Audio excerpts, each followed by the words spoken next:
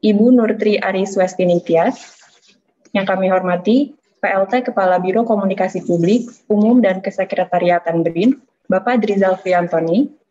Yang kami hormati para narasumber, Profesor Dr. Ahmad Najib Burhani MA dan Dr. Trina Fizanti. Yang kami hormati moderator, Dr. Diah Rahmawati Sugianto CPR. Dan yang kami hormati seluruh kawan BRIN yang hadir secara virtual. Semoga di Jumat pagi ini kita semua tetap semangat untuk mengikuti kegiatan BRIN Insight Every Friday. Brief kali ini kami mengangkat tema Rumah Program Organisasi Riset Ilmu Pengetahuan Sosial dan Humaniora. Materi akan disampaikan oleh Profesor Dr. Ahmad Najib Burhani MA selaku PLT Kepala Organisasi Riset Ilmu Pengetahuan Sosial dan Humaniora dan Dr. Triza Fizanti selaku Koordinator Program Organisasi Riset Ilmu Pengetahuan Sosial dan Humaniora. Serta akan dimoderatori oleh Dr. Diah Rahmawati Sugianto CPR, Pranata Humas Ahli Media BRIN. Baik kawan BRIN, kita akan langsung masuk ke sesi paparan materi. Sebelumnya, izinkan saya sampaikan pantun singkat. Perkedel kentang sedap dimakan, selamat datang, selamat menyaksikan. Untuk memandu acara selanjutnya, kepada moderator Ibu Diah Rahmawati, kami persilakan. Ya, terima kasih Mbak Yusri. Selamat pagi, Assalamualaikum warahmatullahi wabarakatuh. Makan sayur kurang garam, garam ditambah baru berasa. Hari ini kita bahas rumah program bidang ilmu pengetahuan sosial dan humaniora. Terima kasih Bapak Ibu sudah bergabung pada pagi hari ini. Saya Diah akan memandu sesi paparan dan diskusi mengenai rumah program organisasi riset ilmu pengetahuan sosial dan humaniora Badan Riset dan Inovasi Nasional BRIN. Sebelum saya mempersilakan narasumber, berikut ini operator akan menampilkan CV para narasumber kita pada hari ini. Ya, silakan operator.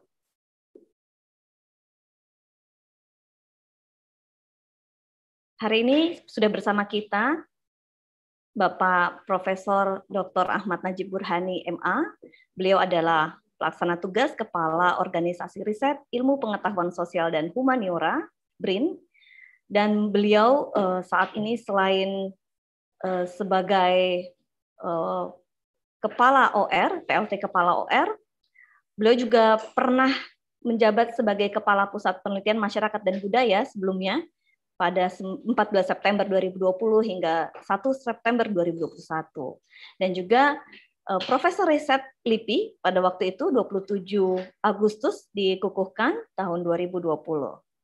Untuk riwayat pendidikan, beliau memulai sarjana agama di UIN Syarif Hidayatullah Jakarta, kemudian melanjutkan di Universiteit Leiden Belanda, selanjutnya juga di University of Manchester Inggris, dan menempuh pendidikan bergelar PhD di University of Carolina Santa Barbara USA.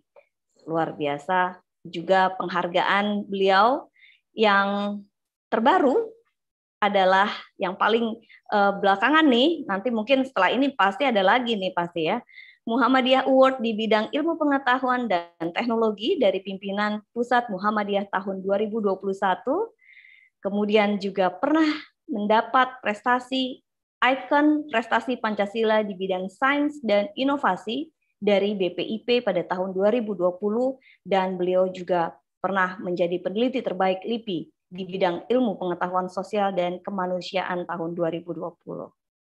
Untuk fellowship, di sini tertulis 3, mungkin sebenarnya lebih dari ini ya Prof.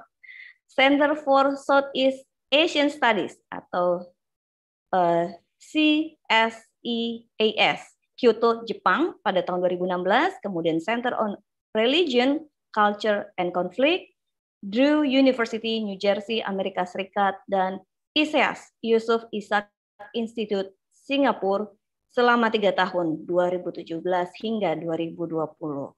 Silahkan bisa kontak beliau di najib27@yahoo.com untuk email.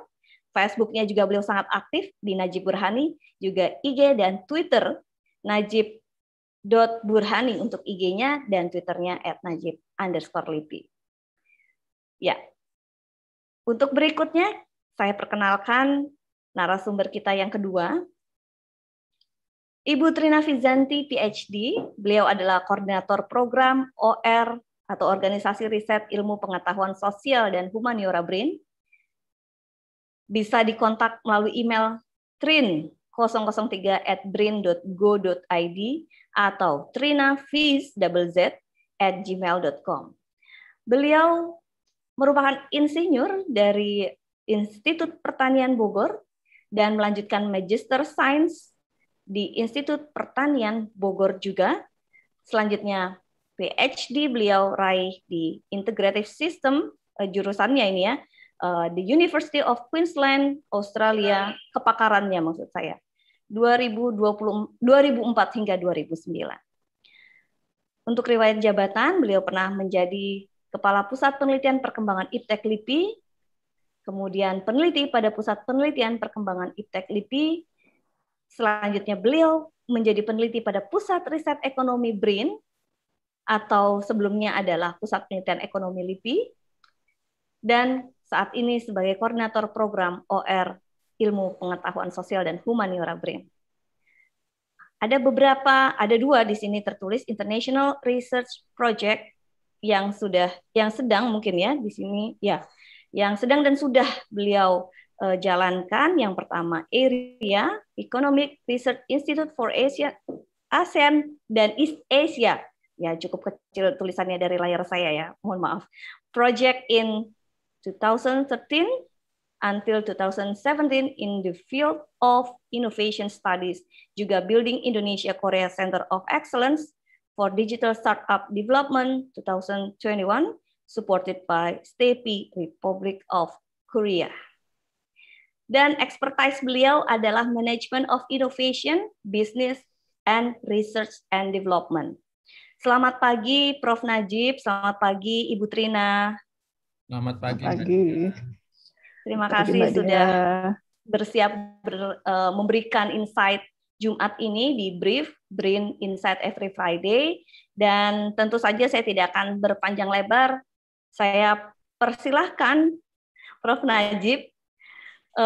Tapi sebelumnya saya juga ingin menyapa kawan BRIN, karena hari ini cukup spesial, BRIN Insight Every Friday yang biasanya dihadiri oleh kawan BRIN dari internal organisasi yang besar ini, tapi hari ini juga mengundang kawan BRIN dari luar, dari eksternal BRIN.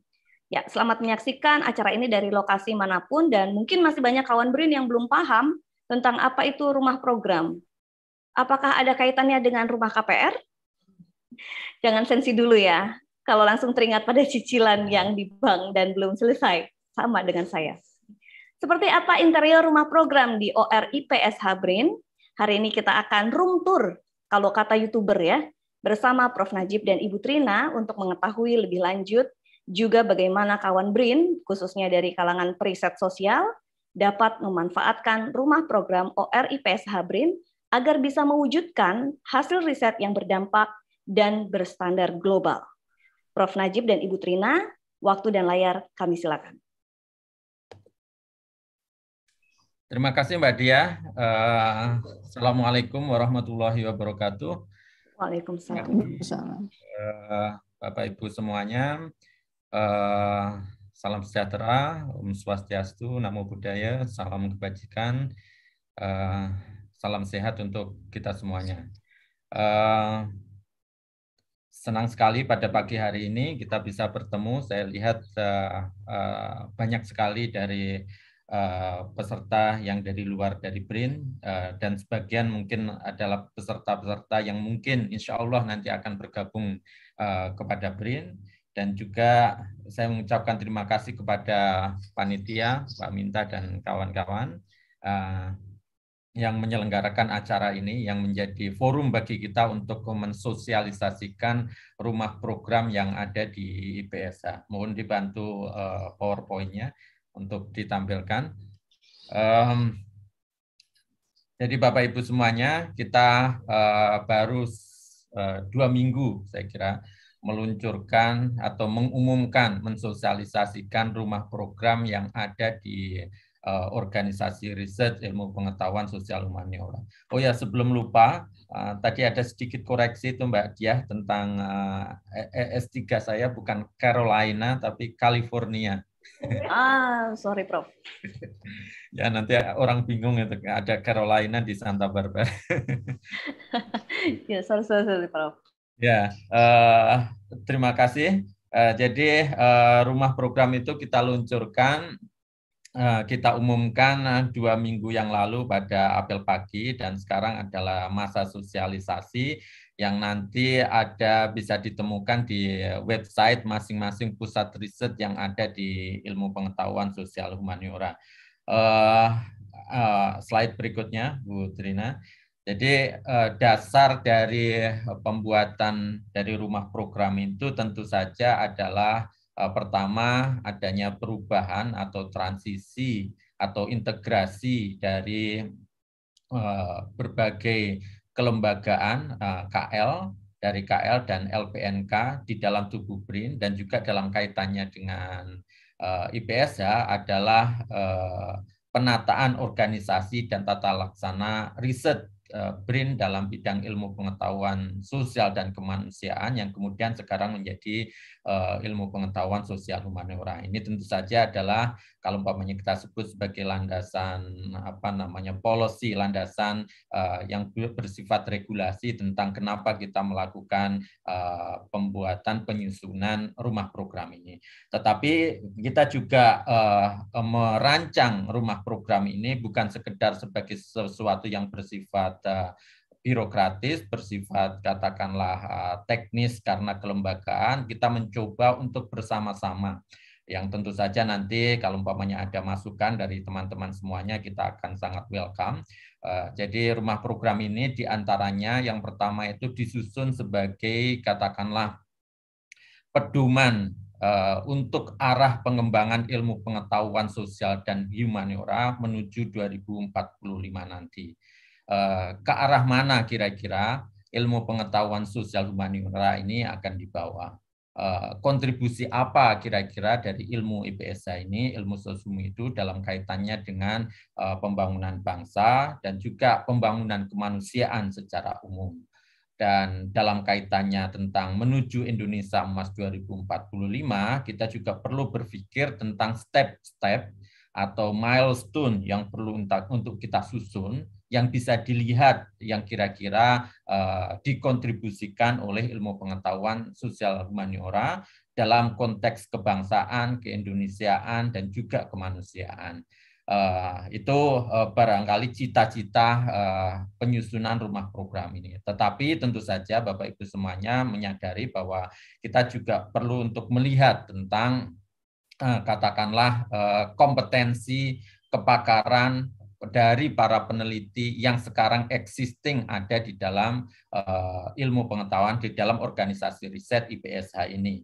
Jadi ada banyak peneliti dengan berbagai kepakaran, kompetensi, dan juga keahliannya yang perlu untuk kita menjadikan bahan sebagai pertimbangan kira-kira apa yang perlu kita susun di dalam rangka menuju 2045 dan apa yang bisa kita kontribusikan tersebut.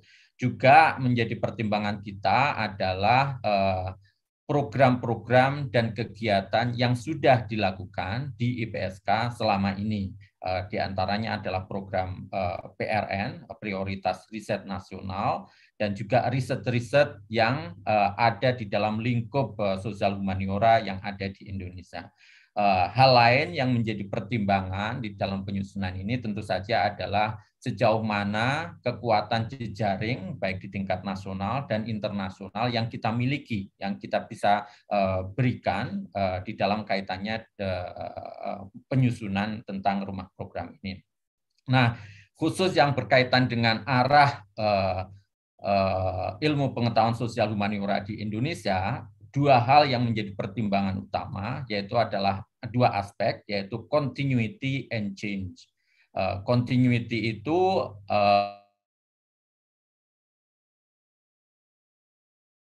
apa yang kita miliki, apa yang kita perlu pelihara sebagai kebijakan tentang keberadaan bangsa Indonesia di tahun menuju tahun 2045 nanti, yaitu keindonesiaan itu sendiri, tentang identitas, jati diri, keragaman bangsa Indonesia itu yang perlu untuk kita lihat dan menjadi batu loncatan katakanlah menuju persaingan global, kompetisi global dengan dunia lain.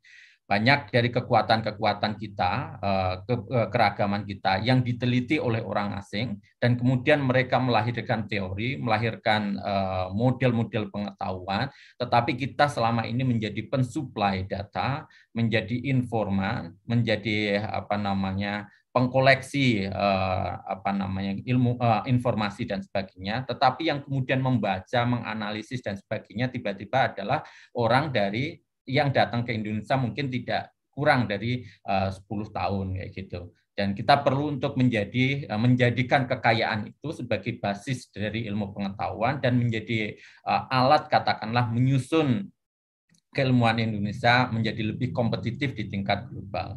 Dan juga dalam konteks nasional sendiri bahwa pengetahuan itu yang berkaitan dengan keindonesiaan itu adalah menjadi basis katakanlah untuk merekatkan kita sebagai bangsa, menjadikan kita itu tetap bersatu dan juga menuju mencerdaskan kehidupan bangsa, mensejahterakan masyarakat dan sebagainya.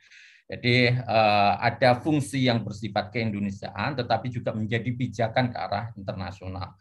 Nah, yang kedua, yang aspek yang menjadi filosofi dari kegiatan ini adalah change atau changes kayak gitu ya, berbagai perubahan yang kita hadapi di dalam masyarakat, misalnya digital disruptions, millennial disruptions, kemudian COVID disruption, pandemic disruption kayak gitu, yang kemudian merubah tentang arsitektur ilmu pengetahuan, merubah cara kita memandang masyarakat, kita memandang tentang ekonomi, politik, termasuk budaya dan sebagainya. Berbagai perubahan itu yang kemudian kita jadikan menjadi rumah program yang kedua, yaitu dinamika kontemporer. Dan di sini peneliti perlu katakanlah melakukan respon secara cepat dan tepat tentang berbagai fenomena dan perubahan yang ada di masyarakat ini. Jadi ada dua landasan atau dua pilar yang kemudian menjadi arah dari gerak atau kemudian kegiatan yang dilakukan di dalam ilmu IPSA ini. Tetapi selain kepada sesuatu yang mencakup secara umum itu ya, kita perlu coba balik dulu sebentar sebelum atau mungkin nggak apa-apa di sini, tetapi kita perlu untuk katakanlah memiliki fokus dan flagship yang kita sebut tadi bahwa menuju 2045 itu perlu sekitar 25 tahun lagi. Nah, kita perlu step by step kayak gitu. Yang kemudian kita perlu memfokuskan kira-kira sampai 2024 apa yang bisa kita kontribusikan, apa yang bisa kita raih, apa yang kita bisa selesaikan. Nah, di sini kemudian kita memiliki fokus dan flagship yang kita tekankan di dalam periode tahun ke tahun dan seterusnya. Nah, disinilah diantaranya nanti akan kita lihat ada isu-isu yang sebelumnya masih belum menjadi tekanan, sudah ada dan sudah direncanakan, tetapi perlu kali ini kita tekankan. Misalnya kita menyebut diri sebagai negara bahari, negara lautan. Landasan keilmuan seperti itu sudah pernah dilakukan berbagai kajiannya, tapi kita perlu untuk menyelesaikan landasan itu. Maka klaster maritim kita bangun diantaranya di dalam salah satu rumah program. Dan kemudian ada yang berkaitan digital society, digital humanities. Persoalan digital itu adalah sesuatu yang juga perlu untuk kita bahas secara lebih spesifik dalam kaitannya dengan langkah-langkah di tahun yang dekat ini.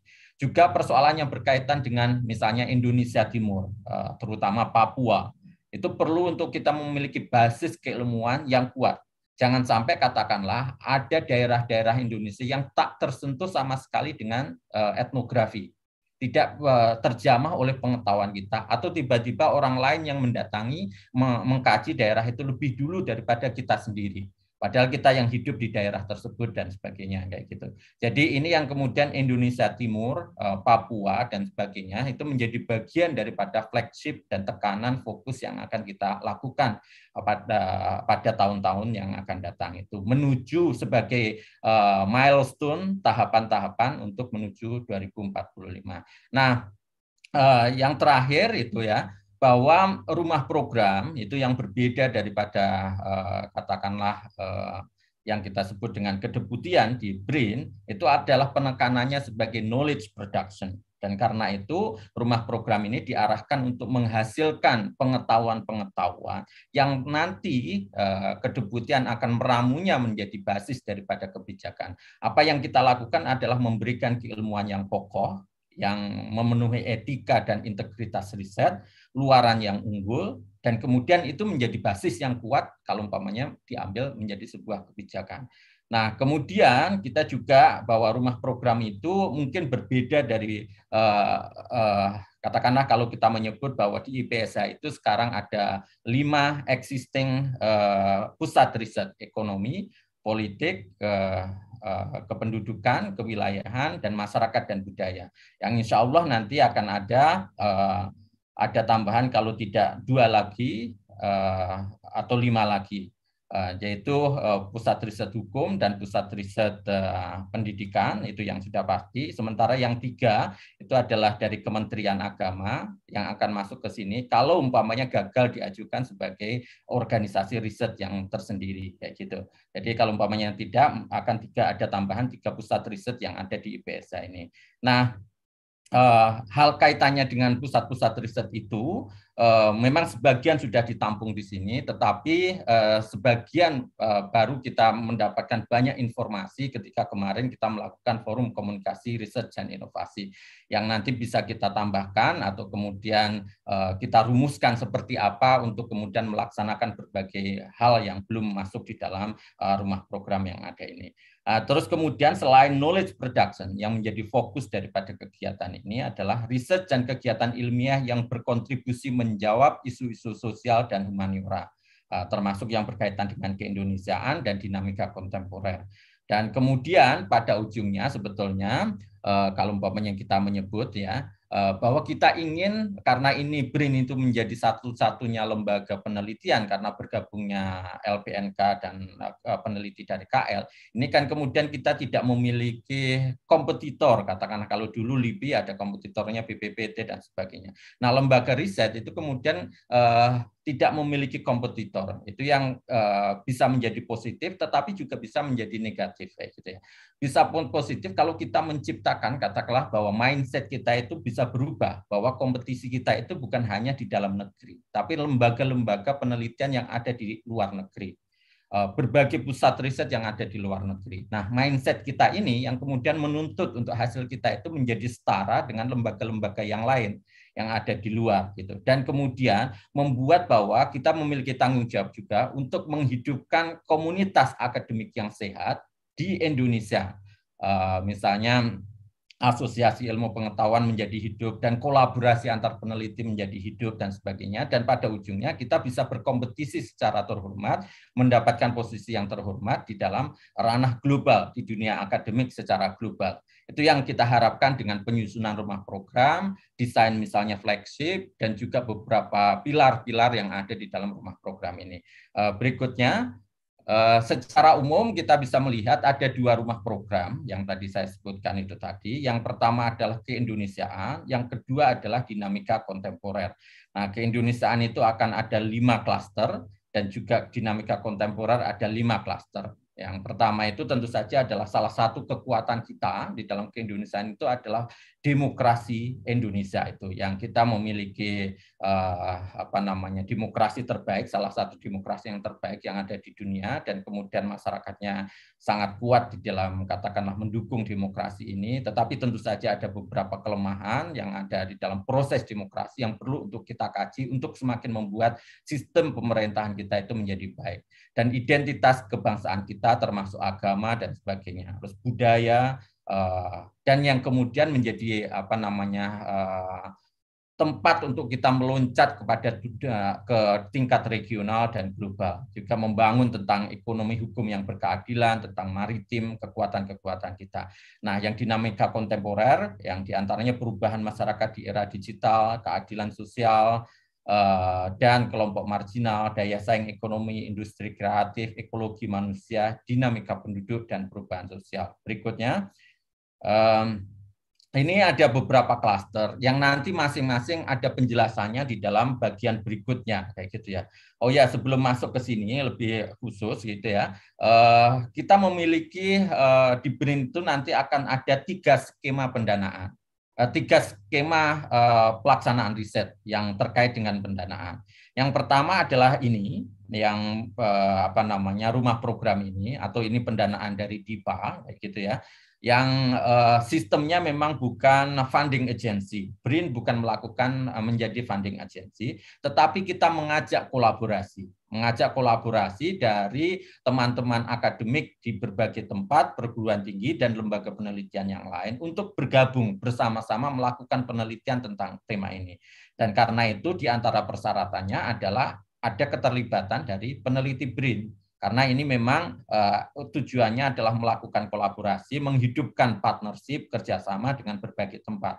Dan syarat yang lainnya adalah berkolaborasi dengan katakanlah akademisi kita yang berdiaspora ke luar negeri atau para peneliti asing yang kuat integritasnya di dalam dunia keilmuan, di dalam penelitian ini.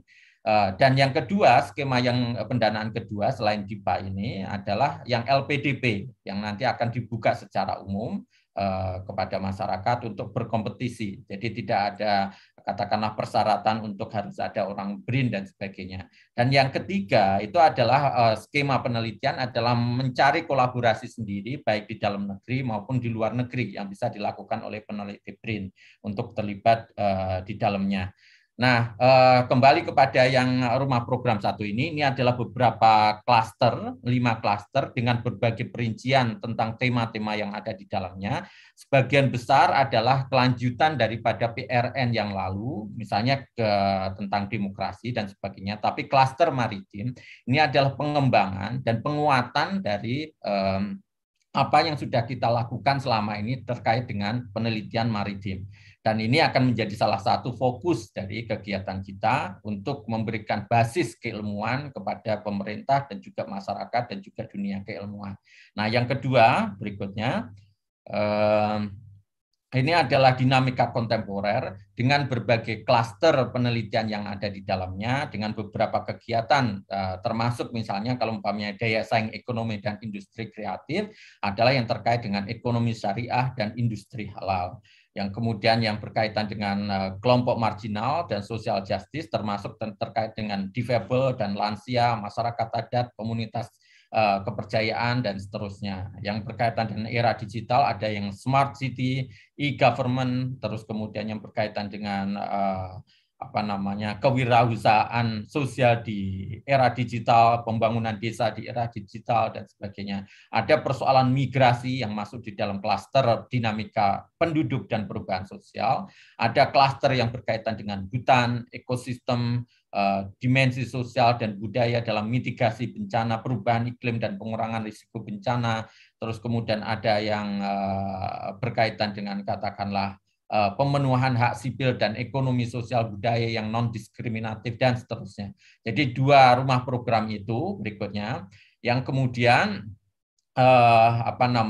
basisnya adalah peneliti dan pusat-pusat riset yang ada di IPSA, dan kita berharap katakanlah dengan ekosistem riset yang baik, maka 2 pilar program itu akan dilaksanakan yang nanti kita sebetulnya ingin menjawab katakanlah bahwa setiap sila dari Pancasila itu menjadi terpenuhi, memiliki landasan akademik untuk kemudian dilaksanakan, dan kita memiliki pemahaman ilmiah yang utuh akan jadi diri kita sebagai bangsa Indonesia dan memperkuat kapasitas bangsa di dalam mengembangkan diri, berkompetisi di dunia global, dan semakin mampu merespon dinamika masyarakat dan bersaing di dunia global secara kreatif, produktif, dan inovatif.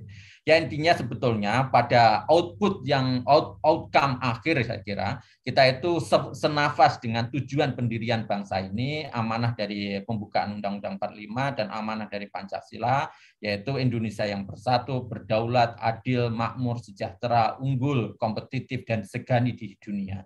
Jadi itu yang katakanlah mungkin ini sifatnya abstrak, tetapi yang paling atas itu abstrak, tetapi itu cita-cita kita bersama, kayak gitu ya. Yang kita perlu untuk kemudian melaksanakan di dalam program-program yang konkret dalam kaitannya dengan keilmuan, yang itu di dalam pelaksanaannya kita susun di dalam 2 rumah program ini, rumah program keindonesiaan dan dinamika kontemporer. Dan kita perlu untuk melahirkan beberapa hal yang sifatnya itu step by step untuk menuju 25 itu apa yang kita cita-citakan itu bisa tercapai. Yang diantaranya adalah membuat milestone itu gradual untuk mencapai seluruh pemenuhan yang bersifat keilmuan dalam kaitannya dengan menuju 2045 ini. Berikutnya apa yang ingin saya tampilkan berikutnya ini sebetulnya perincian tentang yang kita sebut dengan klaster-klaster tadi, yang kemudian dikaitkan dengan isu strategis nasional dan apa yang kira-kira bisa dikontribusikan di dalam setiap klaster, setiap tema di dalam klaster, dan juga kira-kira output apa yang kira-kira dihasilkan dari masing-masing klaster. Jadi ada beberapa pertanyaan misalnya bahwa apakah kemudian satu penelitian itu harus menghasilkan 1 model dan 10 publikasi? Ini adalah per klaster, bukan per tim riset yang mengajukan, gitu ya. Jadi setiap klaster ini memiliki tanggung jawab untuk melahirkan output 1 model dan 10 publikasi, kayak gitu ya. Yang kita berharap bukan sekedar publikasi dalam arti terbit, tetapi adalah publikasi yang berkualitas, yang kira-kira menempatkan kita itu menjadi betul-betul menjadi peneliti yang baik, kayak gitu ya, yang mengalami peer review yang baik dan kemudian menjadi referensi, katakanlah apa yang kita hasilkan itu di dalam kebijakan dan juga pengetahuan berikutnya di dalam disiplin tersebut, kayak gitu. Jadi ini adalah 5 1, 2, 3, 4, 5, 6 kegiatan yang ada di dalam klaster penguatan demokrasi Indonesia dan identitas kebangsaan dengan berbagai isu strategis yang terkait dengannya. Berikutnya, ini yang berkaitan dengan budaya dan keragaman. Kalau yang tadi di bagian awal itu mungkin ada yang bertanya, di mana tempat moderasi beragama? Itu adalah diantaranya yang tadi coba berikutnya sebelumnya. Mungkin ini kan banyak teman-teman dari Kementerian Agama. Nah, itu diantaranya masuk di dalam identitas, toleransi, dan manajemen konflik, kayak gitu ya, yang termasuk berkaitan dengan kerukunan umat beragama dan juga tentang katakanlah moderasi beragama. Berikutnya, nah, tetapi secara khusus yang berkaitan di klaster 2, berikutnya di dalam next slide. Di berikutnya, tetapi secara khusus yang berkaitan dengan kajian misalnya agama, bahasa, tradisi lisan, kepercayaan, masyarakat adat, terus budaya-budaya yang berkembang di berbagai tempat di Indonesia, tentang bagaimana kita melakukan katakanlah pengembangan penguatan budaya lintas komunitas dan sebagainya, itu ada di dalam klaster kedua ini. Jadi ini lebih kepada mungkin penguatan kekayaan pengetahuan kita tentang budaya dan keragaman Indonesia. Kalau yang pertama tadi berkaitan dengan demokrasi, konflik, dan juga bagaimana mekanisme diantaranya adalah penguatan dari kekayaan yang sudah kita miliki tersebut. Berikutnya, ini adalah yang kaitannya dengan lantas seperti apa kalau umpamanya kita sudah meneliti, memiliki data, informasi, dan sebagainya. Itu sebetulnya menjadi yang saya sebutkan tadi, menjadi loncatan untuk kita bersaing di dunia global. Dan apa yang kita bisa perankan dalam kaitannya dengan menggunakan kelompok diaspora, studi di kaitannya dengan wilayah perbatasan, tentang posisinya di ASEAN, terus perbandingan antar negara, konektivitas manusia, barang, dan sebagainya, itu ada di dalam klaster ini. Nah, berikutnya, ini yang berkaitan dengan hukum, keadilan hukum, dan sebagainya. Kita perlu untuk kemudian menopang semuanya itu sebetulnya dengan kekuatan hukum juga, kayak gitu ya. Karena kalau umpamanya hukum tidak ditegakkan atau masyarakat kemudian menjadi anarkis dan sebagainya, maka berbagai potensi itu saya kira tidak akan bisa terlaksana. Berikutnya, yang terakhir ini adalah yang berkaitan dengan maritim, yang selama ini kita seringkali menyebut bahwa nenek moyang kita pelaut dan kita memiliki negara, merupakan negara bahari yang sangat besar, dan kajian tentang ini sebetulnya sudah kita lakukan lama, tetapi ini kemudian kita mencoba menjadikan sebagai kekuatan daripada kita semuanya. Berikutnya, ini adalah yang terkait dengan klaster kedua, klaster yang perubahan masyarakat di era digital. Ada cyber security, ada tentang toleransi dan sebagainya di perubahan nilai dan relasi sosial dalam masyarakat digital, kemudian pembangunan desa di era digital dan sebagainya. Yang jelas adalah ini bagian yang pertama dari dinamika kontemporer yang perlu untuk direspon oleh para peneliti dengan cepat dan tepat tadi itu. Isu-isu strategis nasional kita sebetulnya banyak yang sudah tahu karena ini semuanya para peneliti, tetapi kita membuat beberapa hal lebih konkret di dalam isu strategis ini dan kemudian apa yang bisa kita kontribusikan di dalamnya. Berikutnya, ini adalah social justice, jadi selain berkaitan dengan perubahan yang ada di dalam masyarakat karena digital, kita melihat bahwa ada masyarakat yang mungkin tidak bisa tersentuh dengan berbagai kecepatan teknologi dan sebagainya. Ada masyarakat yang mungkin terdiskriminasi dan sebagainya. Ada kalau umpamanya kita bicara keadilan, ada yang perlu penanganan khusus dan sebagainya. Ada yang perlu katakanlah affirmative action dan sebagainya kayak gitu ya. Dan ini adalah bagian untuk melihat tentang ragam daripada masyarakat kita yang membutuhkan untuk penelitian khusus yang terkait dengan bagaimana mereka bersama-sama dengan gerbong Indonesia itu untuk bergerak. Berikutnya adalah daya saing ekonomi. Ini yang diantaranya berkaitan dengan apa yang bisa kita kontribusikan secara pembangunan dalam kaitannya dengan ekonomi. Meskipun yang lainnya tentu saja adalah sangat penting dalam kaitannya dengan pembangunan. Karena kalau umpamanya terjadi konflik di masyarakat, bagaimana bisa investasi untuk masuk ke situ. Kalau umpamanya kita tidak mengetahui kekayaan kita, bagaimana kita bisa berkompetisi dan sebagainya. Tetapi ini secara khusus yang berkaitan dengan beberapa aspek daya saing ekonomi dan industri kreatif. Berikutnya,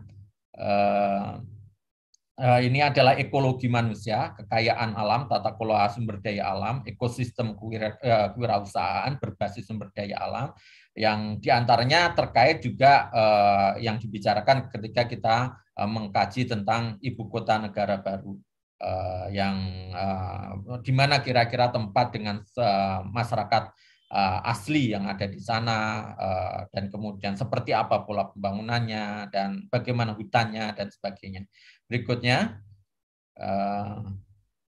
ini adalah dinamika kependudukan. Jadi Bapak Ibu semuanya, ini setiap klaster itu nanti ada pusat-pusat riset yang menjadi pengampu, yang kemudian nanti review dari abstrak dan proposal yang diajukan itu adalah akan menjadi tanggung jawab dari pusat-pusat riset yang ada sekarang untuk kemudian melakukan review dan melakukan seleksi dan kemudian berkomunikasi secara langsung barangkali nanti di dalam proses review itu dengan para peneliti yang mengajukan proposalnya. Itu saya kira gambaran umum tentang rumah program yang ada di IPSH yang mengajak teman-teman dari luar untuk bersama-sama dan katakanlah memenuhi target output yang berupa model. Model di sini mungkin saya sedikit menjelaskan, bukan dalam arti model seperti ilmu eksakta, tetapi ini lebih kepada model seperti perspektif ilmu pengetahuan,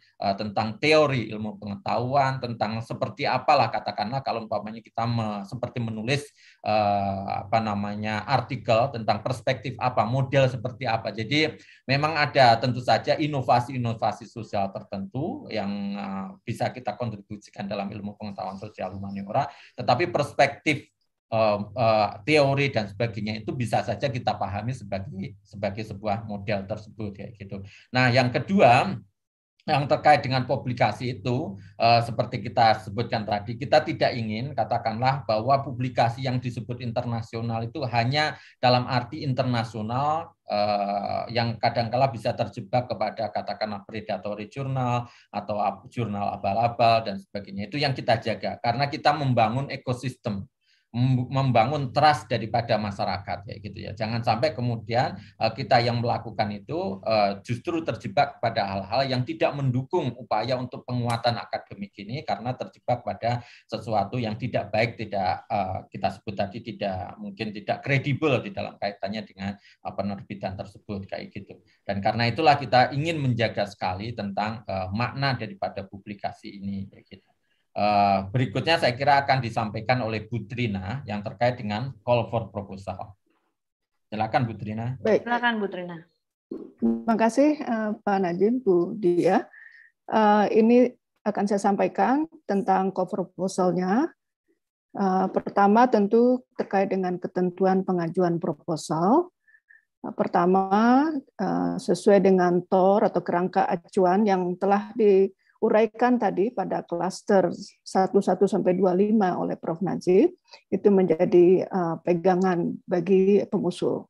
Kemudian yang kedua, proposal ini bisa proposal baru, ya, artinya belum pernah diajukan, atau proposal lanjutan yang terkait dengan PRN, IPSK LIPI, tapi tentunya fokus pada knowledge production.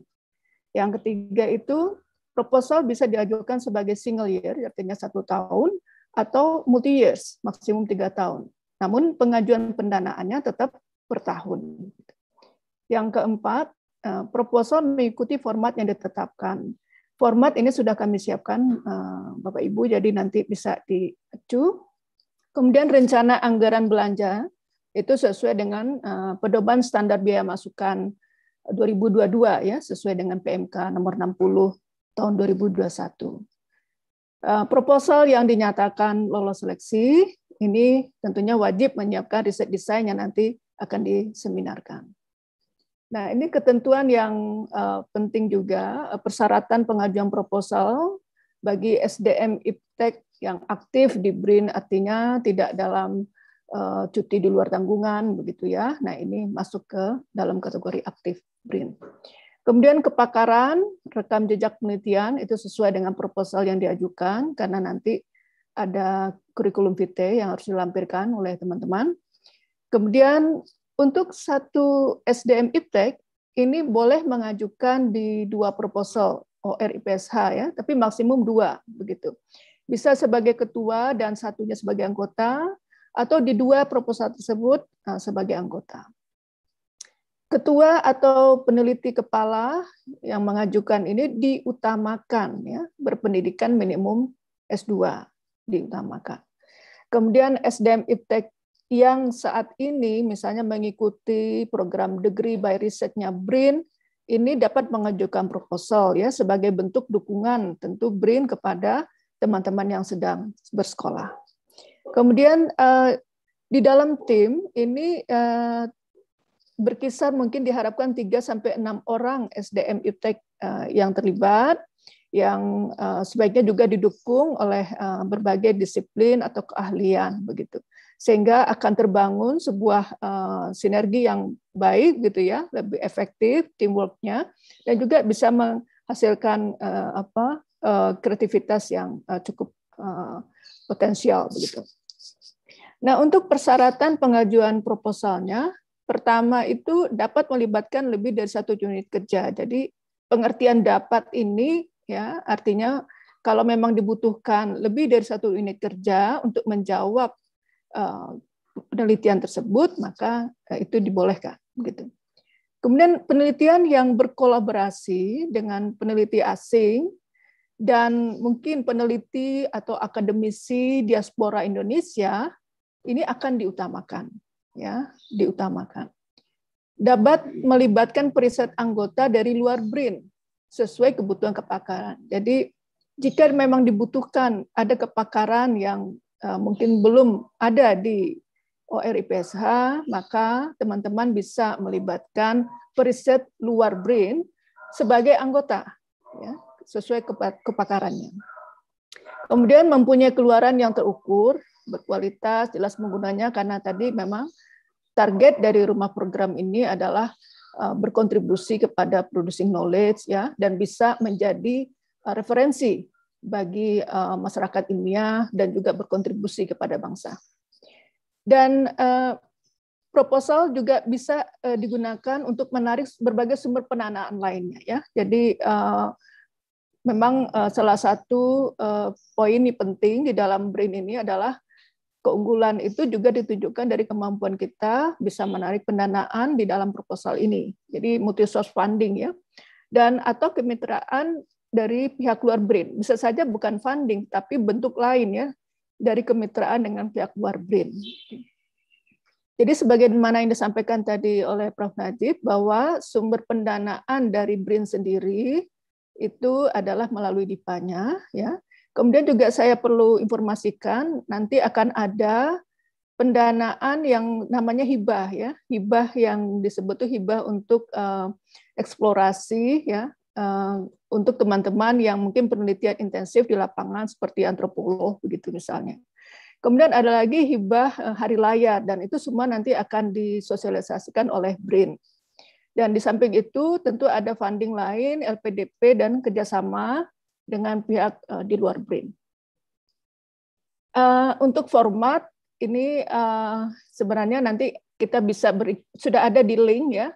Jadi umum, jadi abstrak, pendahuluan, metodologi, dan penting juga mungkin faktor risiko atau keberhasilan dari penelitian ini. Bagi proposal yang baru, tentunya hasil yang diharapkan dari kegiatan penelitian ini dapat disampaikan secara jelas pada bagian ini. Bagi proposal yang lanjutan, yang nanti terkait dengan PRN, tetapi fokus kepada tema producing knowledge tertentu, nah ini bisa menjelaskan hasil-hasil yang telah dicapai pada tahun sebelumnya, gitu ya, sehingga kita bisa melihat bagaimana potensi untuk bisa diteruskan dan rencananya ke depan. Seperti itu. Untuk setiap rumah program ini, kami telah menyiapkan semua template tersebut di dalam link ini. Jadi nanti akan diberikan oleh Biro Hukum dan Kerjasama BRIN pada chat nanti ya. Jadi setiap rumah program itu punya link tersendiri. Kemudian untuk pendanaan, nah mungkin ini yang ditunggu nih. Maksimum pendanaan yang diberikan itu per proposal penelitian per tahun itu adalah 300 juta maksimum ya. Jadi bisa saja teman-teman mungkin kurang dari itu kalau memang tidak sampai harus intensif lapangan misalnya. Tapi yang penting adalah acuannya adalah pada SBM sesuai dengan peraturan Menteri Keuangan. Dan ini uraiannya nanti bisa dilihat pada link template yang sudah kami siapkan. Nah, ini berbagai ketentuan ya yang terkait dengan karena ini DIPA, ada komponen pendanaan riset yang diperbolehkan dalam RAB, misalnya untuk belanja bahan ya, belanja sewa, perjalanan dinas. Perjalanan dinas ini bisa dalam kota, bisa dinas dalam luar kota, atau belanja jasa profesi, misalnya untuk narasumber.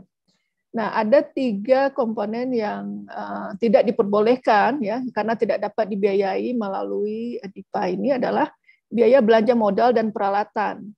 Kenapa? Karena di OR itu tidak menyiapkan pendanaan belanja modal dan peralatan, semuanya berada di Deputi Infrastruktur BRIN. Jadi nanti kita akan mengajukan kepada Deputi Infrastruktur BRIN. Honor output kegiatan ini tidak bisa kita alokasikan ya untuk rumah program ini. Kemudian biaya publikasi ilmiah, biaya seminar, biaya peningkatan SDM yang terkait dengan riset ini nantinya, itu semua akan kita ajukan kepada Deputi SDM Iptek BRIN. Jadi ini yang mungkin menjadi catatan kita. Ya. Untuk timeline, kita sekarang sedang berada pada Desember, kita sosialisasi ya, dan mulai menerima proposal teman-teman. Dan jadi silakan nanti teman-teman kirimkan ya, melalui link akan kami berikan. Kemudian seleksi proposal direncanakan insya Allah itu pada bulan Januari, dan desain riset seminar itu Februari ya, sehingga kegiatan riset itu efektif mungkin Maret begitu ya, sampai bulan November. Dan ada Monef 2 kali kami rencanakan. sesuai kebutuhan nantinya. Dan kami harapkan tentunya ada periode waktu yang kita betul-betul alokasikan untuk publikasi. Ini detail tanggalnya, jadi silakan teman-teman menyiapkan proposal, akan kami tunggu hingga 31 Desember 2021 ini. Kemudian akan ada seleksi administrasi proposal riset tersebut selama lebih kurang mungkin 5 hari kerja, tanggal 3 sampai 7 Januari, dan setelah itu akan ada seleksi dari tim ahli proposal riset sampai tanggal 14 Januari. Nah, pengumuman proposal yang diterima itu pada tanggal 17 Januari 2022.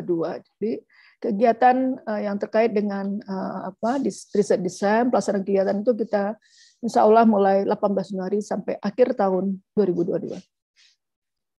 Untuk pengiriman usulan proposal ini kami sudah menyiapkan tautannya ya. Jadi jadi artinya teman-teman perlu mengesahkan dulu tentunya. Jadi ada koordinasi dengan unit kerjanya ya, kepala unit kerja pengusul dalam hal ini. Juga tentu rencana anggaran biaya dan semuanya itu dikirimkan kepada panitia seleksi proposal rumah program melalui tautan ini. Jadi setiap rumah program punya tautan tersendiri ya, untuk rumah program pertama maupun rumah program kedua, dan kami harapkan nanti itu semua sudah mengikuti, jadi artinya format dan seterusnya itu sudah sesuai begitu. Demikian dari kami, terima kasih banyak atas perhatiannya. Terima kasih Bu Trina, terima kasih Prof. Najib. Ya, ini seperti angin segar buat teman-teman yang mungkin saat ini menyaksikan dari kalangan luar BRIN gitu ya, Bu Trina. Karena kita bisa berkolaborasi di sini ya kan. Karena juga tadi ada disebutkan diutamakan berkolaborasi dengan diaspora begitu. Jadi saya yakin kawan BRIN yang saat ini menyaksikan pasti jaringannya juga sudah luas dan kuat gitu ya. Jadi kita juga berharap dukungan dari kawan BRIN untuk ikut submit proposal dan ikut seleksi dan juga menyukseskan program ini. Ya, kalau tadi Prof. Najib menyatakan bahwa rumah program IPSH diharapkan jadi pedoman untuk arah pengembangan ilmu pengetahuan sosial dan humaniora menuju 2024. Dan aspek continuity dan change ini yang perlu diperhatikan. Artinya diharapkan dari riset-riset yang masuk, dari proposal-proposal yang masuk itu adalah topik-topiknya itu ada kebaruannya gitu kan, ada sesuatu yang sifatnya lebih huge mungkin begitu, dan juga melibatkan lebih banyak lagi, bisa jadi multidisipliner, berarti bisa jadi begitu mungkin ya Prof ya.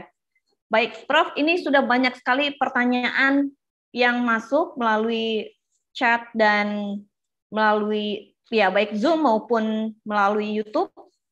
Bisa ditampilkan teman-teman. Ya. Oh, ini yang pertama langsung dari Gagak Hitam.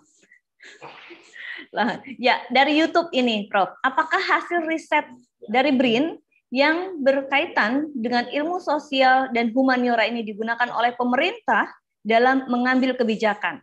Itu yang pertama. Kemudian ini pertanyaan yang kedua langsung kali ya. Karena tadi kaitannya dengan kebijakan, yang ini yang kedua dari Mekar Hurib Nurseri MHN, ilmu hitam apakah masih relevan untuk diteliti? Saya tertarik untuk ini. Jadi mungkin boleh dua dulu. Ya, terima kasih Mbak Dia. Yang berkaitan, tentu saja pemerintah akan menggunakan setiap hasil kajian untuk menjadi basis daripada policy yang diambil. Dan karena itu kalau umpamanya kita kajiannya bagus, saya kira pemerintah wajib mungkin perlu untuk mengambilnya. Hanya saja kalau umpamanya hasil penelitiannya kita tidak baik, apakah pemerintah wajib menggunakan? Saya kira tidak juga kayak gitu ya. Dan ini menjadi salah satu referensi, dan karena itu kita mestinya memberikan supply data, informasi, pengetahuan yang sangat kuat kepada pemerintah untuk dijadikan sebagai sumber policy kayak gitu ya. Jadi sejauh mana tentang hasil dari penelitian kita itu untuk kemudian diambil pemerintah dan sebagainya. Ilmu hitam kalau umpamanya dikaji dikaji sebagai bagian daripada penelitian antropologis tentang berbagai kajian etnografis, tentang kekayaan tradisi yang ada masyarakat, saya kira itu adalah bagian daripada ilmu pengetahuan. Apa yang ditulis tentang oleh Clifford Geertz tentang berbagai definisi dari makhluk gaib yang ada di Jawa, itu bisa menjadi sebuah teori kayak gitu. Berbagai jenis tuyul, berbagai jenis makhluk halus, itu kan berbagai pengetahuan tentang hal tersebut, kekayaan pengetahuan tentang bayangan masyarakat tentang alam lain yang ada di kita kayak gitu ya. Nah, seperti itu Mbak Dia. Ya, termasuk juga kajian tentang mitos ya Prof ya. Ya, mitos dan sebagainya itu bagian daripada mitos itu adalah kalau umpamanya kita definisikan dalam ilmu pengetahuan itu ya, sesuatu yang katakanlah mungkin sebagian tidak masuk akal tetapi memiliki otoritas tertentu di dalam gerak daripada masyarakat itu untuk menentukan langkah pada sebagian masyarakat ya gitu. Ya. Ini pertanyaan 3 dan 4 kalau kita lihat di sini relevan dengan yang disampaikan oleh Bu Trina tadi. Kalau saya mencatat maksimal 2 gitu ya, untuk satu orang itu maksimal 2, begitu betul ya Bu Trina ya? Yeah. Untuk mengajukan proposal. Jadi yang satu boleh jadi ketua, yang satu lagi boleh jadi anggota, atau dua-duanya jadi anggota, boleh begitu ya Bu? Jangan dua-duanya jadi koordinator, nanti nggak kepegang jangan-jangan. Oke. Dari Mas Adi tadi ya. Kemudian yang keempat dari Nuzul Solehah, Dwi Yanti dan Dwi Yanti Kusumaningrum. Ada 2 penanya yang sama. Apakah memungkinkan bagi peneliti yang belum S2 apabila ingin mengajukan proposal? Tadi Ibu juga sudah menyebutkan diutamakan ya Bu ya. Tapi artinya boleh atau enggak nih? Diutamakan itu artinya mendapatkan prioritas. Tetapi kalau memang teman-teman ini cukup kompeten, belum S2, boleh mengajukan. Pengertian diutamakan itu boleh, tapi nanti prioritasnya adalah begitu. Mungkin nanti dari seleksi dilihat proposalnya, dilihat dari temanya yang diajukan juga begitu ya Bu ya. Dan tadi ada bagian-bagian di dalam proposal itu seperti harapannya, dampaknya gitu kan ya. Dan juga mungkin ini penelitian yang baru ataukah lanjutan. Mungkin akan dilihat juga jangkanya ya Bu ya, setahun atau 3 tahun. Itu. Kemudian ini dari Cak Basori dan Duyanti Kusumaningrum lagi. Jika syaratnya adalah peneliti aktif di BRIN, mohon maaf boleh digeser sedikit, bagaimana peluang kawan-kawan peneliti di kementerian? Agak iseng ya operatornya. Ya, oke. Jadi jika syaratnya adalah peneliti aktif di BRIN, bagaimana peluang kawan-kawan peneliti di kementerian yang masih dalam proses menjadi peneliti BRIN, jadi masih proses integrasi ini, Bu, untuk mengajukan proposal riset ini. Karena ini jadi hitungannya masuk ke peneliti BRIN atau masih di luar nih? Gimana Bu Trina? Iya, karena memang kita dalam menyusun nama program ini kan kondisi existing ya. Artinya kita melihat peneliti yang aktif di BRIN saat ini, begitu ya. Nah, bagi teman-teman yang belum bergabung tapi akan bergabung itu boleh mengajukan. Tapi mungkin saat ini sebaiknya dengan teman-teman yang aktif di BRIN dulu, begitu ya. Karena kan nanti proposalnya juga akan kita seleksi itu kan Januari. Mudah-mudahan 1 Januari sudah bergabung, begitu ya.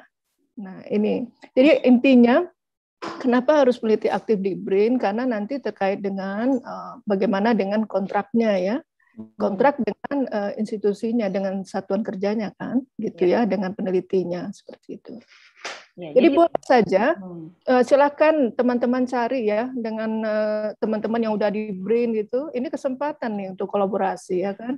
Nanti ketika mulai 1 Januari, nah itu akan kita lihat lagi apakah mungkin bisa menjadi koordinator atau apa ya, nanti kita adjustment. Ya. Juga mungkin kalau baru masuknya itu mungkin masih kementerian apa, dan ketika nanti lolos seleksi itu sudah menjadi BRIN itu juga tidak ada masalah ya Bu Trina ya? Iya. Boleh. Ya. Selanjutnya dari Mbak Rita Pawestri, izin bertanya untuk student by research, apakah kriteria proposal yang diajukan juga harus dalam bentuk kelompok dengan minimal 3 orang peneliti? Ini dengan promotor dan co-promotornya kayaknya boleh ya Bu Trina. Sebenarnya itu ya 3 orang dia itu promotor dengan co-promotor ya. Kan bisa. Contoh aja nih kayak satu tuh saya misalnya dengan satu dia di Australia ya promotornya, saya co-promotor, studentnya orang BRIN begitu ya. Itu kan bisa 3 orang ya kan. Nah, itu kan memungkinkan saja. Justru kita udah membuat ini karena sudah mempertimbangkan. Gitu. Jadi intinya di dalam maksimal 6 orang tadi, 3 sampai 6 orang ini ada peneliti BRIN-nya, begitu ya, Bu Trina? Oh iya, ya. Jadi bukan artinya misalnya ada beberapa kampus yang ingin mengajukan, kemudian di dalam timnya itu belum ada termasuk peneliti BRIN, berarti itu nanti mungkin akan disesuaikan atau ada peneliti yang tertarik atau memang relevan kepakarannya dengan proposal yang diajukan oleh tim yang belum ada personil peneliti BRIN. Bisa begitu nggak, Bu Trina? Jadi begini, ini prinsip lagi ya. BRIN ini kan bukan funding agency tadi disampaikan Prof. Najib ya. Jadi kita tidak artinya membuka ini dalam konteks teman-teman dari luar BRIN itu fully bisa menjadi dalam satu tim, tetapi kita menyediakan memfasilitasi kawan-kawan di luar itu melalui kolaborasi. Melalui kolaborasi dengan teman-teman peneliti yang ada di BRIN, itu intinya. Ya. Jadi tentunya ketika menyusun proposal pasti ada diskusi dulu, gitu ya Bu ya, sehingga tentu, sehingga ya. perlu Jadi, nih cari jangan tahu. cuma karena kebutuhan untuk mendapatkan dana kemudian ini ya, kemudian teman-teman mengajak peneliti BRIN, bukan. Kita inginkan kolaborasi. Gitu. Ya, betul. Jadi mungkin tahap pertama yang perlu diketahui oleh yang dari eksternal BRIN adalah peta atau apa saja sih di kajian-kajian yang ada di dalam IPSH ini yang tadi juga sudah disampaikan oleh Prof. Najib. Kira-kira begitu ya, Bu Trina? Iya, Ya, silakan. sehingga habis itu baru diturunkan dalam topik-topik riset dan melakukan diskusi-diskusi dengan peneliti kita. Ya, selanjutnya dari Mbak Dian Andriana, apakah mungkin mengajukan proposal dengan topik penelitian yang fokus pada metode pengambilan keputusan? Bagaimana, Bu? Metode pengambilan keputusan ini maksudnya ke manajemen kah atau ke policy ya? Iya. Kalau policy, nah ini kelihatannya lebih ke penelitian yang ada di direktorat ya. Tapi kalau kebijakan ya Bu ya. Sebagai science, maka ini bisa di sini. Ini menurut pemikiran saya ya. Mungkin Prof. Najib bisa juga. Bagaimana Prof? Ya, jadi tergantung seperti apa output yang akan dihasilkan itu ya. Kalau umpamanya itu akan menghasilkan sebuah rekomendasi metode pengambilan keputusan, itu akan masuk ke bukan bagian daripada kita. Tetapi kalau umpamanya ini sebagai sebuah scientific study tentang sama seperti kemarin ada dari BKN itu yang berkaitan dengan reformasi birokrasi, ada yang mungkin hasilnya itu adalah rekomendasi tentang bagaimana reformasi. Tetapi itu dipakai sebagai kajian tentang akademik itu maka bisa masuk di sini kayak gitu. Tergantung bagaimana kemudian mendekatinya tentang persoalan ini. Nah, sedikit klarifikasi yang saya kira saya sama dengan Bu Trina itu ya. Yang berkaitan dengan peneliti yang lain dari agama dan sebagainya dari Kemenak maksud saya dari kementerian yang lain yang akan bergabung kepada BRIN. Memang sekarang belum, tetapi kan per 1 Januari SK itu sudah masuk semuanya. Jadi yang Bu Trina tadi itu mungkin yang belum pasti kayak gitu itu mungkin harus bergabung dengan teman BRIN. Tetapi kalau umpamanya itu sudah pasti kayak gitu dan kemarin sudah masuk dan SK-nya kemarin kan 2 hari yang lalu sudah semuanya sudah dibicarakan dengan Menpan RB dan BKN kayak gitu. Nah, kalau umpamanya teman-teman sudah bagian daripada yang sudah pasti, saya kira nanti perlu bisa saya kira ya Bu ya untuk kemudian mengajukan. Gitu. Ya. Oke, ini masih ada banyak lagi pertanyaan-pertanyaan dari kawan BRIN. Kita lihat lagi yang pertanyaan ke-8. Ya, dari Pak Nuzul ini ya. Pak atau Bu nih, maksimal 2 penelitian itu maksudnya apabila dua-duanya diterima atau kita hanya boleh mengajukan 2 judul, entah itu diterima atau tidak. Ya benar juga nih pertanyaannya ya. Dan dari Bu Ani, bagaimana cara mengajukan pendanaan riset jika dari kementerian lain atau di luar BRIN? Nah ini kayaknya tadi kaitannya dengan yang bukan funding agency itu ya. Silakan Bu Trina. Ya, untuk yang 2 penelitian apabila dua-duanya diterima, mau belum diterima ataupun sudah diterima maksimum 2 begitu. Oh, oke. Ya, berarti Saya maksimal kira submit. itu lebih baik fokus ya dengan mengajukan 2 proposal yang serius daripada mengajukan banyak sekali. Iya. Apalagi warnanya beda-beda ya, Prof ya. Iya. Lebih lagi nih. Kita akan bingung juga ini sebetulnya temanya apa yang dikaji orang ini kayak gitu. Iya. Ya, gimana nih dengan jawaban untuk Bu Ani nih? Mengajukan pendanaan riset jika dari kementerian lain. Ini mungkin apakah yang pendanaan riset ini mungkin melalui proposal riset tentunya ya? Melalui proposal riset. Nah, kalau misalnya tadi dari luar BRIN, tentunya boleh mengajukan sebagai anggota dari periset. Kan itu tadi ketentuannya. Iya. Itu ya, boleh saja. Ya. Tapi bukan mengajukan dana funding ya, tapi kolaborasi di dalam sebuah tim riset begitu. Iya, betul. Jadi memang prinsipnya adalah ada di proposal itu ya, Bu ya. Proposal isinya adalah keilmuan bidang-bidang kajian-kajian yang ada ditawarkan tadi, yang ditawarkan tadi juga banyak banget itu klaster-klasternya. Mirip kompleks ya. Selanjutnya ini Pak Mujiono, bagaimana dengan mekanisme mencari partner tim dalam lingkup BRIN yang bukan anggota BRIN? Bagaimana batas lokasi penelitian? Mungkin ini lebih ke teknis. Gimana nih caranya supaya bisa kenal gitu kali ya, Bu ya? Iya. Sebenarnya kalau di BRIN kan ada sistem informasi kepakaran ya, Bu Diah ya? Ya. Satu di Himpenindo juga ada, teman-teman bisa cek ya di website Himpenindo ya, itu ada sistem informasi kepakaran. Tapi biasanya nih pengalaman ya, biasanya kalau kita mempunyai tim yang solid itu kalau kita sudah punya hubungan sebelumnya ya, artinya memang sudah saling memahami lah apa pekerjaannya, sehingga itu akan lebih bagus teamwork-nya. Tapi kalau memang belum sama sekali, maka silakan dilihat di sistem informasi kepakaran, baik yang ada di BRIN maupun di Himpunan Peneliti Indonesia. Mungkin nggak Bu, kalau dibuka hotline misalnya dari sekretariat di IPSH misalnya begitu?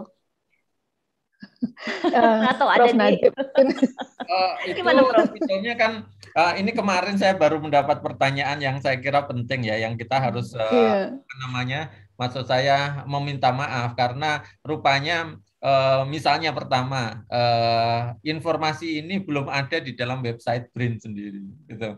Terus kedua di IPSH mungkin website kita juga masih belum komplit ya gitu. Jadi informasi yang detail justru ada di pusat riset yang ada di IPSH dan juga yang ada di BRIN. Ya, karena perubahan paling besar itu terjadi pada tingkat katakanlah organisasi riset dan kedeputian yang kemudian websitenya itu masih dalam proses semuanya. Tetapi yang tidak berubah hanya berganti nama saja dan isinya sama. Itu adalah yang di pusat-pusat riset dan informasi detail tentang katakanlah nama-nama pegawai, terus tentang kepakarannya dan sebagainya itu diantaranya bisa nanti diakses di website pusat-pusat riset. Ini yang PR bagi kita Mbak Diah, Mbak. Ya, betul. Ya, website BRIN sama website kedeputian IPSH juga itu masih belum reliable, bukan reliable, belum bagus. Belum siap. Ya, belum sesuai dengan apa yang ada di dalam pusat riset maupun OR. Ya, mungkin ada satu cara ya saya kepikiran nih, mungkin juga bisa kawan BRIN dengan mengakses jurnal ya Prof ya. E-jurnal di situ kan biasanya ada alamat email dari penulis gitu. Kalau misalnya kebetulan baca satu artikel yang relevan dengan penelitian yang ingin diajukan. Nah, biasanya kan kalau di jurnal itu ada nama, kemudian afiliasinya dari mana, dan juga alamat emailnya. Mungkin bisa di-reach dari situ kali ya, Prof ya. Bisa, dan juga sebetulnya ini masa kan kenapa kita buat sampai akhir Desember ya, itu ada forum katakanlah komunikasi-komunikasi antara teman-teman dan kemudian membangun kolaborasi di dalam proposalnya kayak gitu ya. Jadi kita tidak katakanlah membuat 1 minggu atau 2 minggu tutup itu ya, diantaranya karena kita ingin membangun network kolaborasi dengan teman-teman yang ada di luar, dan nanti bisa berbicara katakanlah dengan masing-masing pusat riset atau ketemu dengan teman-teman yang ada di sana, berkomunikasi dan kemudian menyusun bersama kayak gitu. Oke, pertanyaan berikutnya dari Dani, apakah dalam satu tim harus beranggotakan berbeda jenjang atau boleh dalam satu jenjang? Saya rasa nggak masalah. Yang mungkin pertanyaan saya adalah apakah boleh berbeda fungsional? Nah ini, misalnya ahli pertama namun berbeda-beda background pendidikan. Ini kan balik lagi ke topik ya.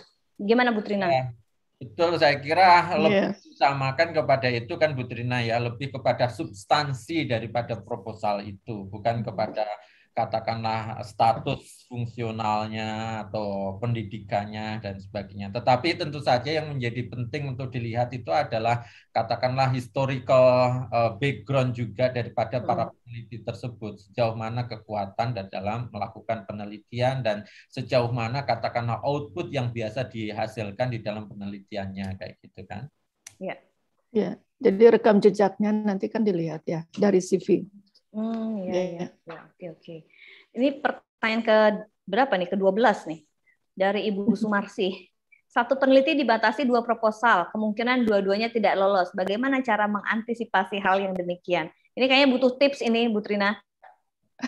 Wah, kayaknya Prof Najib tuh yang bisa jawab supaya lolos dua-dua. Tapi yang jelas kalau umpamanya temanya itu sesuai dengan arah daripada yang kita kehendaki, dengan susunan yang baik kayak gitu ya, dengan katakanlah background pengetahuan yang baik kayak gitu ya, potensinya saya kira sama semuanya. Maksud saya bisa lolos, bukan kemudian berpikirnya tidak lolos kayak gitu kan. Maksud saya ya tentu saja kita akan membaca, kita akan membaca sejauh mana kira-kira mengisi dari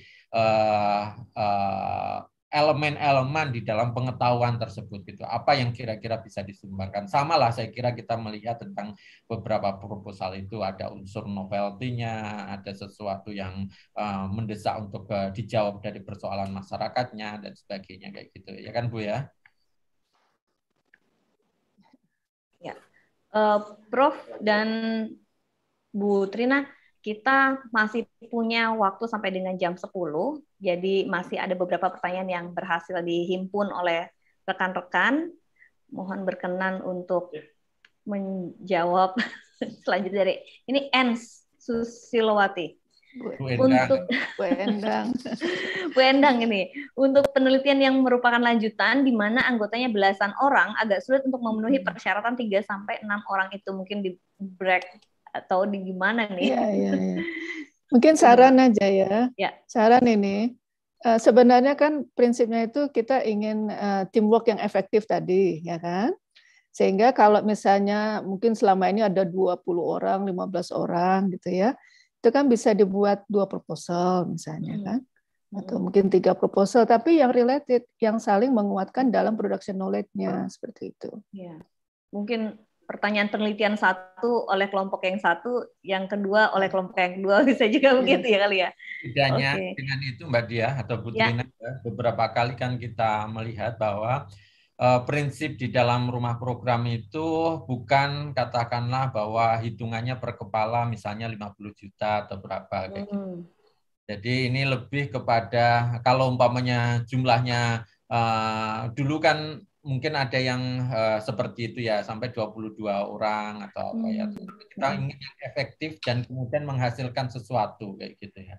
Yang kalau umpamanya kita berhitung misalnya 6 orang sudah cukup, dan diantaranya ini adalah bagian yang ingin kita reorganisasi kayak gitu ya. Maksud saya kita tata, atau kita mungkin kalau umpamanya bisa semakin menjadi baik lah kayak gitu. Sehingga kemarin sudah kita bicarakan dengan para kapus itu ya, yang katakanlah yang jumlahnya sangat besar itu perlu untuk kemudian dipecah kayak gitu untuk menjadi beberapa tim kayak gitu. Ya. Berikutnya dari Inayah Hidayati, untuk target output jurnal, apakah harus terbit di tahun berjalan di 2022?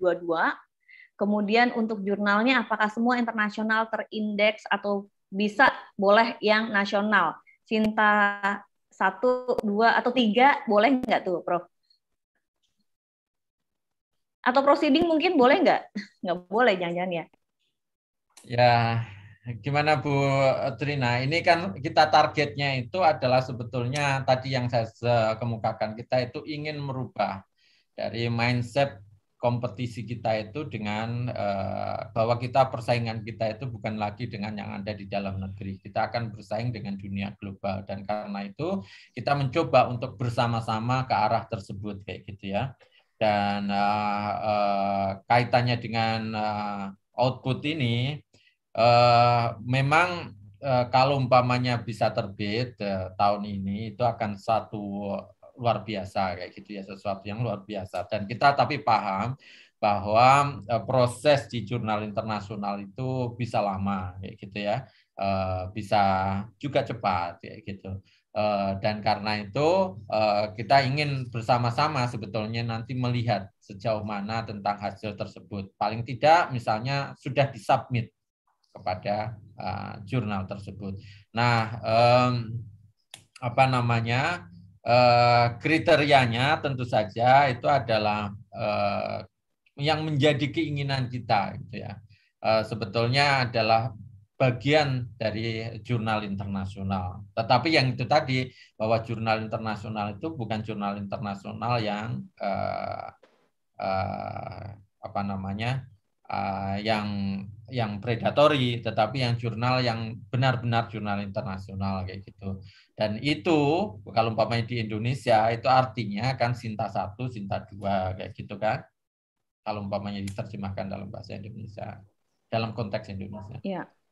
Prof, ada juga jurnal internasional yang tidak terindeks Scopus ataupun Thomson misalnya. Itu apakah boleh juga menjadi salah satu target output? Di Pusbindiklat waktu itu kan sudah dibuat seleksi mana yang katakanlah jurnal internasional itu yang terindeks Scopus itu yang bisa diterima. Jadi tidak semuanya juga, karena di Scopus pun katakanlah ada dari tahun 2020, 2021 itu ada jurnal-jurnal yang di drop lagi. Kenapa? Karena ternyata ada kesalahan.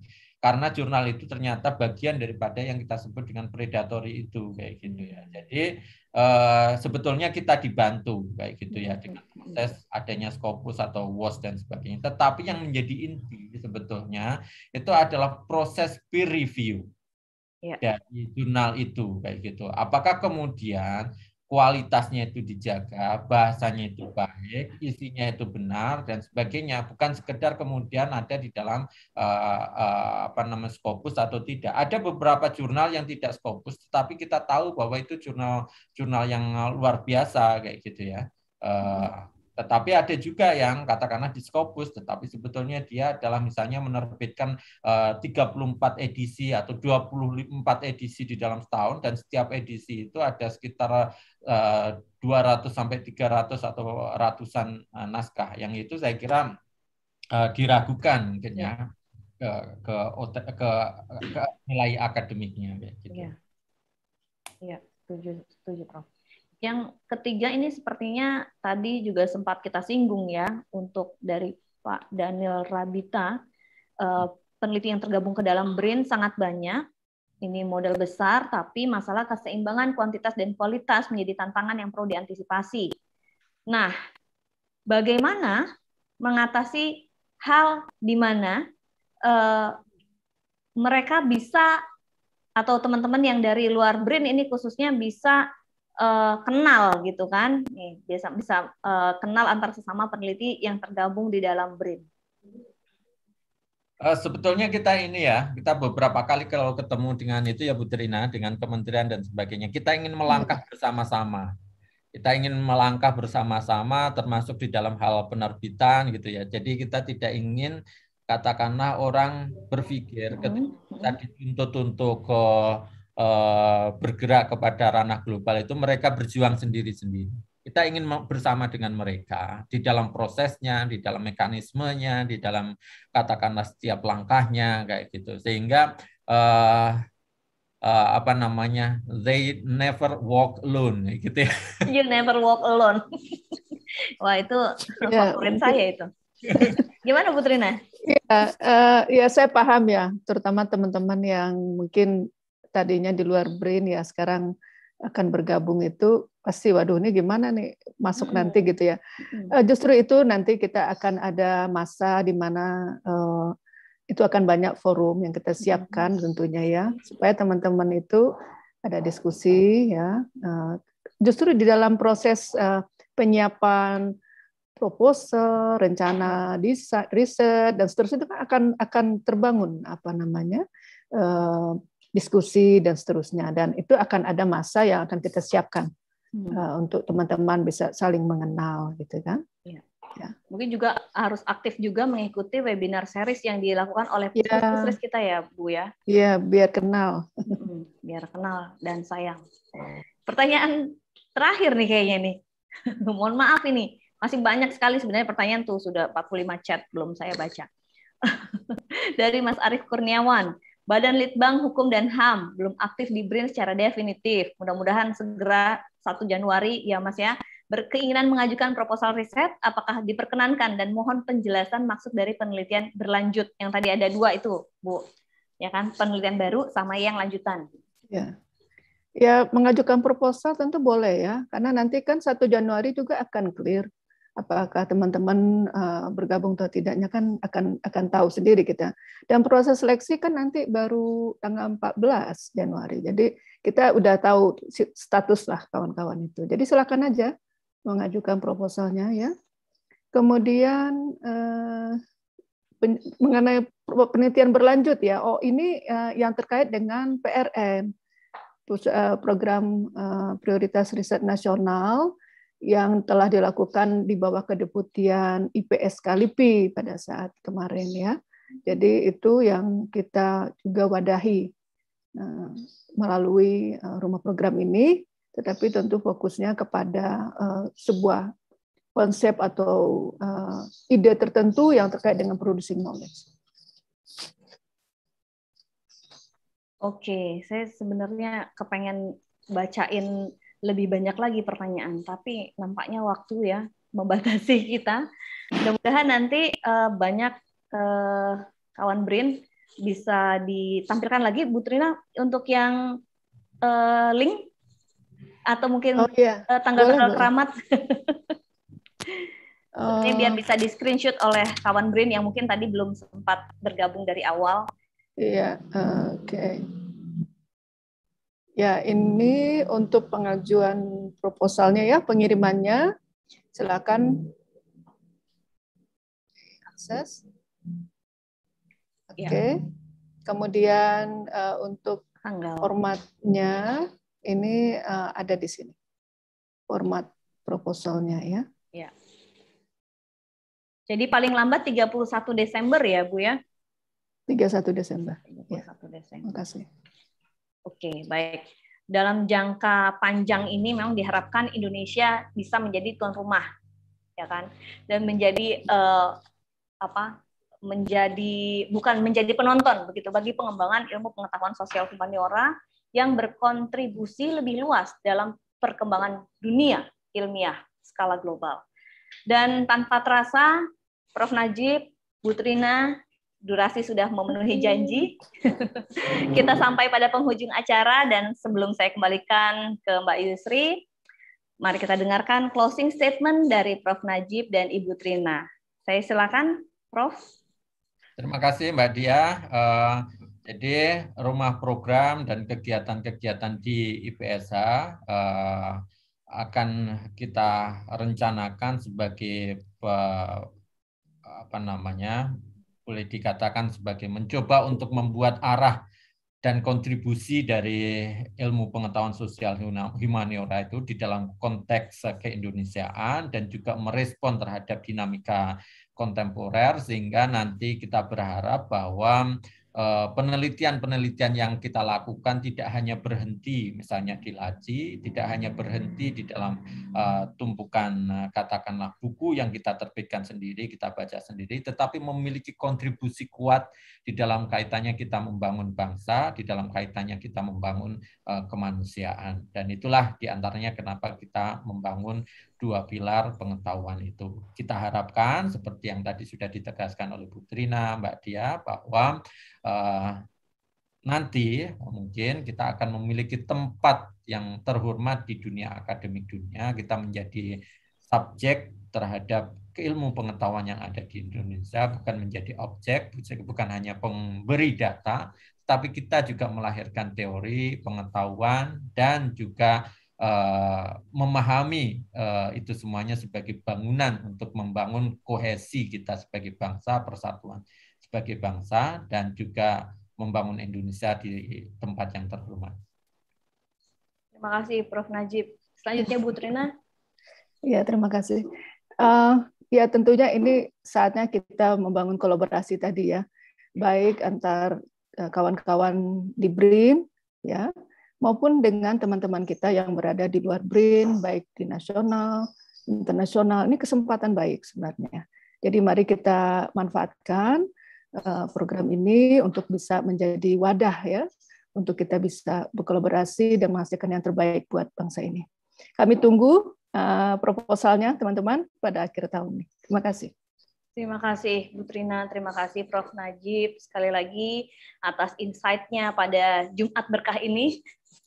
2 pilar, jangan lupa kawan BRIN, ada keindonesiaan dan dinamika kontemporer. Luar biasa ini 2 pilar ini kuat sekali dan banyak klaster di dalamnya. Baik kawan BRIN, dari pagi nyimak brief ini, awalnya ngantuk, akhirnya berseri. Saya Dia Sugianto menutup sesi ini, berikutnya kita menuju ke Mbak Yusri. Wassalamualaikum warahmatullahi wabarakatuh. Waalaikumsalam. Terima kasih Bu Dia.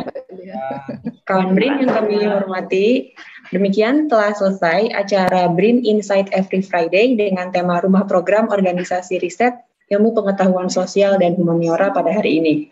Kami ucapkan terima kasih atas kehadiran dan perhatian kawan BRIN. Semoga acara ini dapat mendatangkan manfaat bagi kita semua. Mohon maaf apabila terdapat kekurangan selama acara ini berlangsung. Burung dara, burung kenari, bermain-main di atas papan. Kami cukupkan sampai di sini. Sampai jumpa Jumat depan. Saya Yusri Amaliani, mohon pamit. Wabillahi taufiq wal hidayah. Wassalamualaikum warahmatullahi wabarakatuh. Waalaikumsalam warahmatullahi wabarakatuh. Terima kasih. Terima kasih banyak Bapak Ibu. Teman-teman semua, makasih. Bu Trina, terima kasih tim. Ini pertanyaannya sudah disimpan semuanya Mbak Dia yang ada di chat ya. ini. Sudah di save ya? Ya Pak. Ya, nanti diberikan ke kami. Ya. Baik, baik. Terima kasih. Saya pamit Mbak Dia. Pamit Mbak Dia. Iya Ibu, ya Prof.